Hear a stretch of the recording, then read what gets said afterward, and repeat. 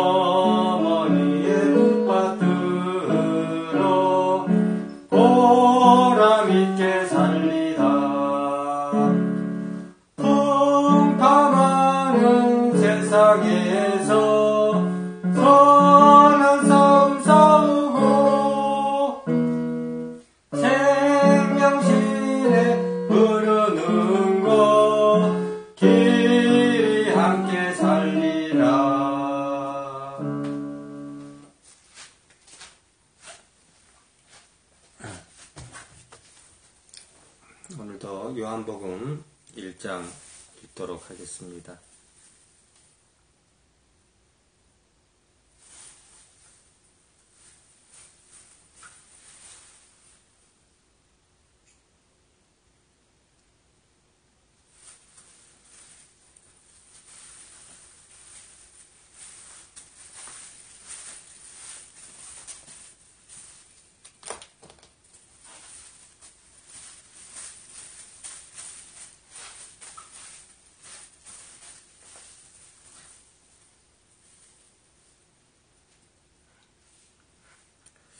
지난번에 요한복음 1장에서 5절까지 보았는데요.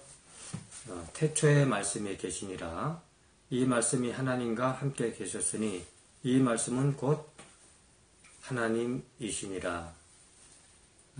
사람이라고 하는 존재를 볼 때에 참 우리에게 희망도 있고 또 위기도 있고 그런 것이 사실입니다. 참 신기하기도 하고 모든 사람은 죽게 되었기 때문에 우리가 내 자신을 인식하고 있을 때에는 참 내 자신이 내가 사람이구나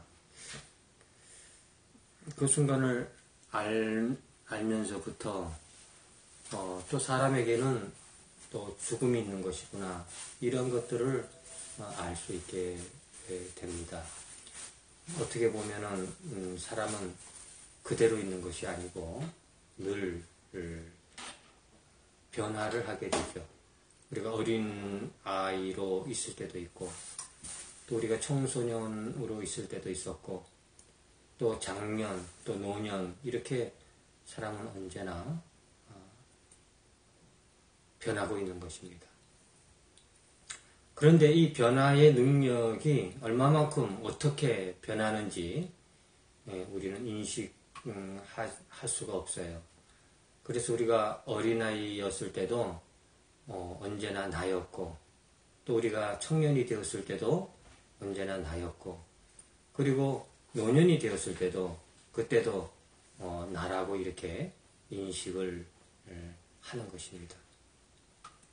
그러나 어떻게 보면은 삼자나 객관적으로 봤을 때는 틀림없이 굉장히 많이 변화가 있는 것이죠. 어린아이와 노인, 이거 얼마나 차이가 많이 있습니까? 차이가 많이 있지만, 그러나 나라고 하는 그 사실은 변함이 없고, 내가 어떻게 얼마만큼 변했는지는 짐작으로만 알지, 내가 전혀 다른 사람이 되었구나, 이런 것은 잘 알 수가 없는 것이죠. 하루하루 그렇게 변해가기 때문에 그렇습니다. 그럼 하나님도 변하고 있는 것일까? 그것은 우리가 다 알지 못하고 인식할 수는 없습니다. 성경에 의하면은 그 하나님의 본질, 하나님은 변하지 않는다, 이렇게 기록되어져 있어요. 지난주에도 이제 말씀드린 것 중에 이제 이 법이라고 하는 이 한문이 물수변에 갈 것자를 썼는데요. 물이 흐른다. 법이라고 하는 것은 변하지 않는 것이고 정해져 있는 것이죠. 불변한 것이죠. 그런데 이 법이 이라고 하는 이 한문이 물이 흐르고 있다라고 하는 이런 정반대적인 입장을 취하고 있습니다. 그러니까 이제 물이 흐르기 위하여서는 물을 흐르게 하는 원초적인 법이 있어야 된다는 것이죠. 근본적인 그 물이 흘러가게 하기 위하여서는 물을 흘러가게 하는 원초적인 것이, 근본적인 것이 법이다. 물이 흐르지 않는 어떠한 법이 있어야 할 것이다. 이렇게 이제 생각을 하고 있는 것입니다. 사람이 변한다고 하는 것도 우리가 근본적으로 어떠한 이 인간이 변화하는, 사람이 태어나서 어린아이가 되고 청년이 되고 장년이 되고 또 노년이 되어서 이제 죽게 되는 것이죠. 죽음에 이르기까지 변화가 일어나는 것인데, 이 변하지 않는다면 사람이 살았다라고 볼 수가 없는 것이죠. 우리가 이 물건도 책상이라든지 칠판이라든지 또 암석이라든지 이 모든 것들이 가만히 있는 것은 아니에요. 모든 것이 변하고 있습니다. 빠르게 변하느냐 또 느리게 변하느냐, 여기에 따라서 좀 다를 수 있지만 어쨌든 변하고 있다는 사실입니다.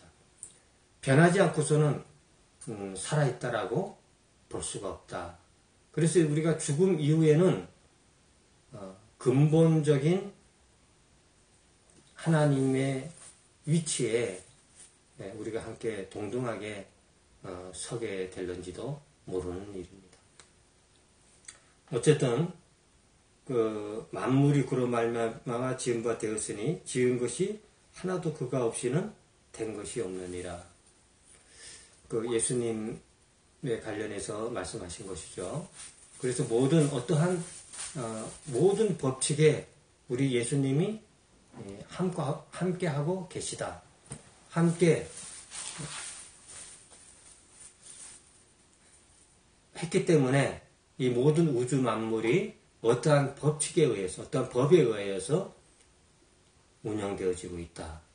이렇게 우리는 미루어 짐작할 수가 있습니다. 사람이 태어나서 이렇게 여러 가지를 인식하고 있다는 것도 신기한 일인데, 또 죽는다고 하는 것도 참 불행한 일입니다. 예, 우리가 이렇게 생명이 있다고 하는 것, 또 모든 것을 인식을 하고 있다는 것, 이 모든 살아있는 것을 눈으로 보고, 또 손으로 만지고, 귀로 듣고, 또 냄새를 맡고, 맛을 볼 수 있고 하는 모든 살아있음에 감사한데, 또 이 살아있음을 멀리하고 또 죽음이 우리를 기다리고 있는 것이죠. 우리가 젊었을 때는, 또 건강할 때는 이 죽음을 생각하지 않습니다만은, 우리가 이제 나이가 들고 노인이 되어서 몸이 자꾸 아프게 되고, 또 활동하는 모든 부분들이 부자연스러워질 때에, 또 우리의 친척이나 또 우리의 부모나 또 우리의 이웃이나 사람들이 죽는 장례 식장에 갔을 때에 우리는 더욱 죽음이라고 하는 것을 인식하게 되는 것입니다. 뿐만 아니라 이 요한복음 1장에서 이러한 인간의 죽음, 이 인간의 죽음을 해결할 수 있는 생명이 있다고 하는 것도 참 신기한 일이 아닐 수가 없습니다. 자, 이 예수님이 하나님과 함께 있었다고 했는데, 태초에 이 창세, 이 모든 우주 만물이 있기도 전에, 시간이 태어나기도 전에 하나님과 함께 계셨다. 함께 있었다고 하는 이 말씀, 함께 있었다고 하는 이 내용이 우리에게 큰 감동을 주고 있습니다. 지난번에는 계란과 어미닭에 관련해서 비유를 들었습니다. 어미닭과 계란이 함께 있는 것이죠. 함께 있다가 보면 계란이 깨어나고, 예수님이 인간이냐 하나님이냐라고 했을 때 굉장한 논쟁들이, 신학적인 논쟁들이 있었죠. 결국은 결론은 예수님은 하나님이면서 인간이시다 라고 하는 알 수 없는 결론을 내어놓았습니다. 동그라미이면서 세모란 없는 것이죠. 논리적으로는 맞지 않습니다. 우리 예수님이 완전한 하나님이면서 또 완전한 인간이시다 라고 하는 것, 말로는 그렇게 했습니다만은 논리적으로는, 수학적으로는 아직 밝혀지지 않고 있습니다. 그러나 요즘 수학은 많이 발전해 가지고요, 이 수학적으로도 사람이 A에도 있고 B에도 있다라고 하는 것을 수학적으로 밝혀냈다라고 하는 그런 경우도 있어요. 동시에 있을 수가 없지 않습니까? 어떤 점을 찍을 때에 그 점이 찍힌 곳이 뭐 A이냐 B이냐라고 했을 때 A에도 찍히고 B에도 동시에 찍을 수 있다라고 하는 그런 수학적인 개념은, 과거에는 그 개념이 굉장히 어려웠지만 지금은 어떤 수학적인 관념으로도 동시적으로 있을 수 있다고 하는 그런 이론들이 나오고 있습니다. 어쨌든 우리 예수님이 완전한 하나님이면서 완전한 인간이시다라고 하는 그 뜻을 완전히 이해할 수는 없습니다만은, 어미닭과 계란을 비유를 들어서 말씀을 좀 드렸고요. 계란이 깨어나서 병아리가 된다고 하는 것. 이 병아리가 되었을 때에 어미닭과는 동질체죠. 예.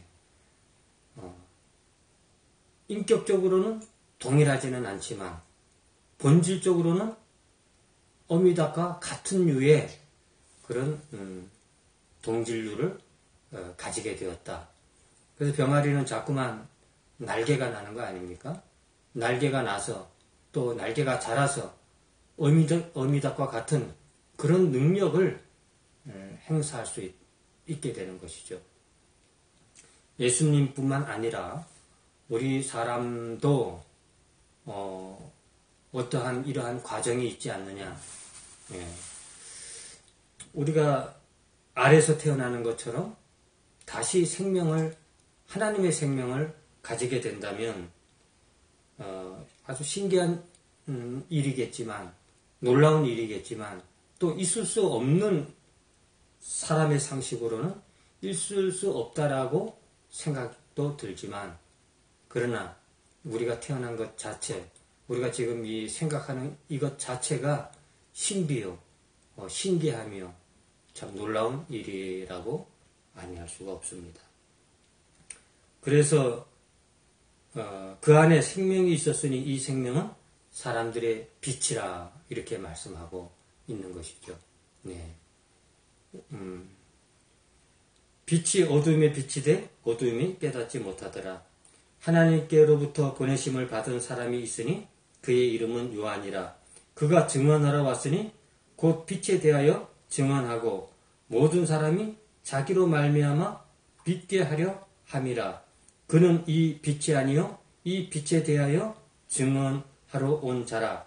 참빛 곧 세상에 와서 각 사람에게 비추는 빛이 있었나니 그가 세상에 계셨으며 세상은 그로 말미암아 지은 바 되었으되 세상이 그를 알지 못하였고 자기 땅에 오매 자기 백성이 영접하지 아니하였으나 영접하는 자 곧 그 이름을 믿는 자들에게는 하나님의 자녀가 되는 권세를 주셨으니. 자, 그 이름을 믿는 자, 예수님의 이름을 믿는 자는 하나님의 자녀가 된다고 했습니다. 그래서 요한복음 1장에서 우리에게 핵심적으로 알려주려고 하는 것, 그것은 생명이죠. 예. 생명을 어떻게 얻을 것인가? 이 생명은 영원한 생명입니다. 죽어서 천국 가는 생명이 아니라 지금 생명을 소유하는 그런 것이죠. 예수님의 십자가는 빛과 같은 것입니다. 예. 빛이 우리 마음에 비춰져야 하듯이 예수님의 십자가가 우리의 죄를 대속해서 죽으신 그 예수님을 믿을 때 우리 안에 빛이 들어오는 것이고, 그리고 우리의 죽었던 생명은 새로운 생명으로 부활하는 것이죠. 부활한다고 하는 것은 마치 계란이 깨어지는 것과 같은 이치라고 하는 것이죠. 설명이 잘 되지 않기 때문에 계란이 깨어지는 것과 같다. 우리가 부활의 능력, 부활의 힘이라고 하지 않습니까? 그래서 우리는 빛이 우리 마음속에 비춰져야 되고, 그리고 우리는 힘을 얻어야 하는 것이죠. 예. 빛은 곧 힘이다 라고 하는 것은 이미 과학적으로 밝혀져 있죠. 그래서 이 빛을 분석해 보면 이 빛은 파장이면서 입자로 되어 있다, 이렇게 이제 결론을 내렸어요. 마치 완전한 하나님이면서 완전한 인간이다 라고 하는 것과 비슷한 것 같아요. 그렇죠? 예. 빛을 계속적으로 연구한 과학자들은 결국은 그 결론을, 빛이라고 하는 것은 파장일 때도 있고 입자일 때도 있다. 그 입자라고 하는 것은 하나의 힘을 얘기하는 거 아닙니까? 그래서 우리가 예수님의 십자가, 예수님의 이름으로 부활했을 때 우리는 진정한 하나님의 능력을 가지게 되는 것입니다. 물론 예수님이 십자가에 죽으시고 부활하셨지만, 그러나 우리는 예수님의 힘을 입어서 예수님과 함께 죽었다가 예수님과 함께 부활할 수 있는 것이죠. 언제 부활하는가? 바로 지금 예수님을 믿고 예수님을 영접할 때 우리의 빛이 우리 마음 가운데 비춰졌을 때에 마치 계란이 깨어지듯이 깨어지고 병아리가 나오듯이 부활하는 것입니다. 그리고 우리에게 성령을 숨을 불어넣어 주시는 것이죠. 그래서 늘 우리는 요한복음이 우리에게 전달해 주려고 하는 것은 무엇인가? 그것은 곧 빛과 힘과 그리고 생명이다. 이렇게 볼 수가 있는 것이죠. 성령이 우리 마음 가운데 들어오시게 되고 성령과 하나가 됐을 때 참 생명을 얻을 수가 있게 되는 것입니다. 이러한 모든 것들이 우리에게 어떻게 전달되어졌는가? 이것은 알 수가 없어요. 마치 병아리가 어떻게 결안에서 깨어날 수 있었는가? 이것을 알 수 없듯이 우리도 깨어나고 나면 믿어서 구원받고 나면 새 생명을 얻고 나면 어떻게 해서 얻었는지 그것을 알 수는 없는 것이죠. 우리에게 주어지게 된 것입니다. 말씀이 육신이 되어 우리 가운데 거하심에 우리가 그의 영광을 보니 아버지의 독생자의 영광이요 은혜와 진리가 충만하더라. 예수님도 처음부터 아기 때부터 나는 하나님의 아들이다 그렇게 생각하고 있는 것은 아닌 것 같아요. 예. 예수님도 자기가 마리아의 자궁에서 태어나자마자 아니면 자궁 속에서부터 나는 하나님의 아들이다. 모든 능력을 가지고 있고 나는 모든 능력을 행사할 수 있다. 이렇게 생각하고 있거나 그렇게 행할 수 있거나 또 그 모든 것을 알고 있는 것은 아니라고 생각되어집니다. 예수님은 우리와 조금 특별하죠. 이 모든 그 구원받은 자의 첫 아들이라고 했습니다. 예수님은. 그렇다고 우리 사람들과 어느 정도 구별되어져 있어요. 예. 구별되어져 있는데 이렇게 우리 예수님도 우리가 거치는 그 하나님을 믿고 그리고 또 영원한 생명을 얻었듯이 그 생명을 원초적으로 우리 예수님은 근본적으로 가지고 있지만 자기가 하나님의 아들이라고 하는 것을 아는 그 시점은 있다라고 이렇게 보는 것입니다. 그래서 이 모든 것들이 이렇게 논리적으로나 아니면 이 생명을 설명할 수 있는 길은 없는 것입니다. 우리가 이 태어난 유전에 의해서 우리들은 계속적으로 사람이 태어나고 있습니다만 어떻게 해서 이렇게 생명이 태어날 수 있는가를 설명할 수 있는 길은 없는 것이죠. 예. 우리가 본 것은 설명할 수가 있습니다만 어떻게 이런 일이 일어날 수가 있는가 하는 것은 아직 알 수 없는 것입니다. 15절 요한이 그에 대하여 증언하여 외쳐 이르되 내가 전에 말하기를 내 뒤에 오시는 이가 나보다 앞선 것은 나보다 먼저 계심이라 한 것이 이 사람을 가리킴이라 하니라. 우리가 다 그의 충만한 데서 받으니 은혜 위에 은혜로라. 율법은 모세로 말미암아 주어진 것이요 은혜와 진리는 예수 그리스도로 말미암아 온 것이라. 예. 율법을 지켜서 하나님의 아들이 된다고 하는 것은 너무나 힘든 일이죠. 특히 우리 동양의 선불교라든지 또 불교, 유교 이 모든 것들이 깨달아서 아는 그런 믿음 아닙니까? 자기의 살과 피를 마셔야 하는 그런 어려운 고행의 길을 가야만 구원받을 수 있는 그런 길입니다. 그러나 하나님은 이스라엘 민족을 택해서 예수님을 보내주시고 우리에게 큰 길, 큰 대로를 열어주신 것이죠. 그래서 율법으로 말미암지 않고 은혜 위에 은혜로라 이렇게 말씀했고요. 은혜와 진리는 예수 그리스도로 말미암아 온 것이라. 그래서 우리는 예수님이 오신 이후로부터는 우리가 믿음을 가지고 구원받을 수 있게 되었습니다. 본래 하나님을 본 사람이 없으되 아버지 품속에 있는 독생하신 하나님이 나타내셨느니라. 우리는 지금도 예수님의 얼굴은 볼 수가 없죠. 다만 사람으로 태어났다, 인간으로 나오셨다 이렇게만 알고 있을 뿐입니다. 19절 유대인들이 예루살렘에서 제제사장들과 레위인들을 요한에게 보내어 내가 누구냐 물을 때에 요한의 증언이 이러하니라. 요한이 드러내어 말하고 숨기지 아니하니라 한데 또 묻되 그러면 누구냐 내가 엘리야냐 이르되 나는 아니라. 또 묻되 내가 그 선지자냐 대답하되 아니라.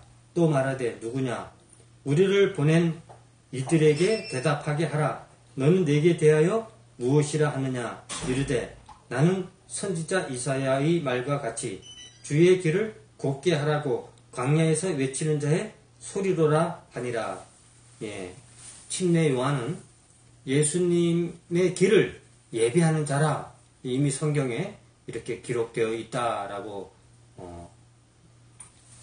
얘기를 했습니다. 또 물어 이르되 내가 만일 그리스도도 아니요 엘리야도 아니요 그 선지자도 아닐진데 어찌하여 침례를 베푸느냐. 요한이 대답하되 나는 물로 침례를 베풀거니와 너희 가운데 너희가 알지 못하는 한 사람이 섰으니 곧 내 뒤에 오시는 그이라.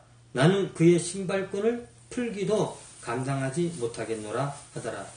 이 일은 요한이 침례 베풀던 곳 요단강 건너편 베다니에서 일어난 일이니라.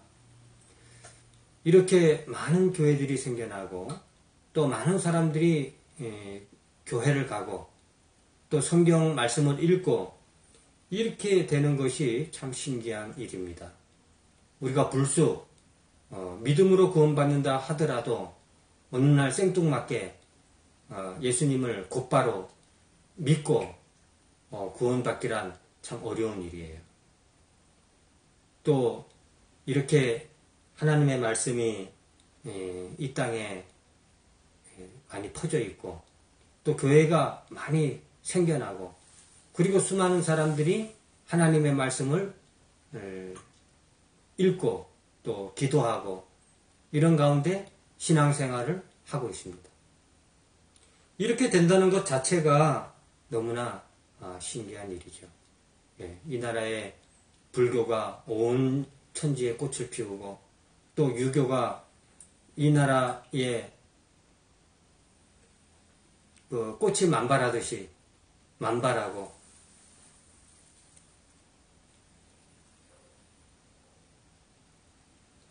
그리고 이 기독교가 이렇게 삼천리 방방곡곡에 시골 구석구석 교회가 생겨난다고 하는 것은 이것 또한 참 신기한 일이 아니라고 할 수가 없습니다.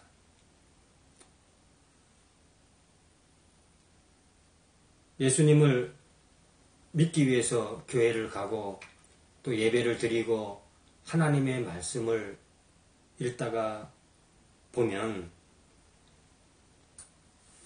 하나님과 함께 하다 보면 어느 순간에 계란이 깨어지듯이 우리가 깨어져서 하나님의 자녀로 태어나게 되고 그리고 또 성령을 받게 되어서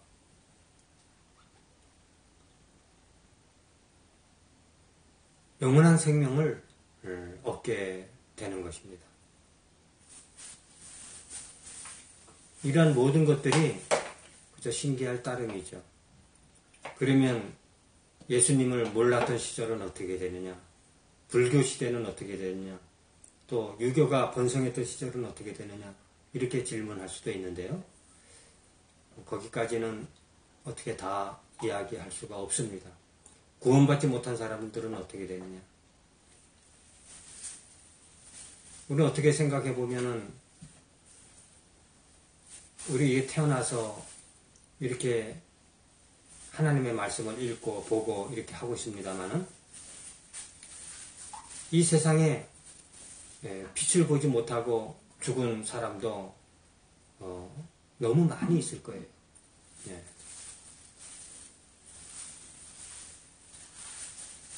그리고 사람으로 태어나지 못한 여러 곤충들이라든지 어마어마한 생명들이 넘치고 넘칠 것입니다. 이들은 다 어떻게 될 것이냐 묻는다면 우리는 그 질문에 속 시원하게 답변 드릴 수는 없을 거예요. 그러나 중요한 것은 내가 지금 현재 나라고 하는 사람으로 있다고 하는 것, 그리고 이걸 듣고 있는 사람이나 또 예배를 드리는 사람이나 지금 현재 초등학생이나 중학생이나 또 장년이나 노년이나 할 것 없이 지금 하나님의 말씀을 듣고 있다고 하는 그 사실만으로도 온전히 내 한 사람 생각하기도 쉽지 않은 일인 것이죠.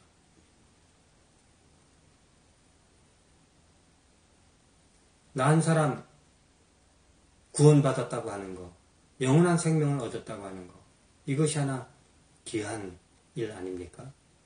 그래서 언제 초점을 내 한 사람 예수 그리스도를 믿고 영원한 생명을 얻었다고 하는 것, 이것 하나에 초점을 두어 보시기 바랍니다. 32절 요한이 또 증언하여 이르되 내가 보매 성령이 비둘기같이 하늘로부터 내려와서 그 위에 머물렀더라. 나도 그를 알지 못하였으나 나를 보내어 물로 침례를 베풀라 하신 그이가 나에게 말씀하시되 성령이 내려서 누구 위에든지 머무는 것을 보거든 그가 곧 성령으로 침례를 베푸는 이인 줄 알라 하셨기에 내가 보고 그가 하나님의 아들이심을 증언하였노라. 예, 성령이 비둘기같이 내려왔다. 그래서 우리는 이 요한복음의 핵심 키워드 3개를 확실히 알고 갑니다. 빛과 힘과 성령. 다시 말해서 십자가와 부활과 성령, 승천 이렇게 볼 수가 있는 것이죠. 예. 승천했다고 하는 말 뜻이 우리로서는 이걸 다 이해할 수는 없어요. 예수님이 십자가에 죽으시고 또 사흘 만에 부활하시고 그리고 40일 동안 제자들에게 보이시고 또 많은 사람들에게 보이시고 승천하셨습니다. 승천했다고 하는 이 말은 아주 자유롭게 됐다는 말이죠. 우리는 십자가로 구원을 받고 또 예수님과 함께 부활함으로 힘을 얻고 그리고 성령의 능력과 성령의 도우심으로 자유를 얻어서 얼마든지 자유롭게 날아다닐 수 있는 그러한 참 사람으로 참 하나님의 자녀로 참 그리스도인으로 우리는 바뀌어야 되고 또 성장해야만 합니다. 오늘은 여기 43절까지 보고 오늘은 예배를 마치도록 하겠습니다. 그러면 다음 주 예배 때까지 또 안녕히 계십시오. 1인 1교회 예배를 마치도록 하겠습니다.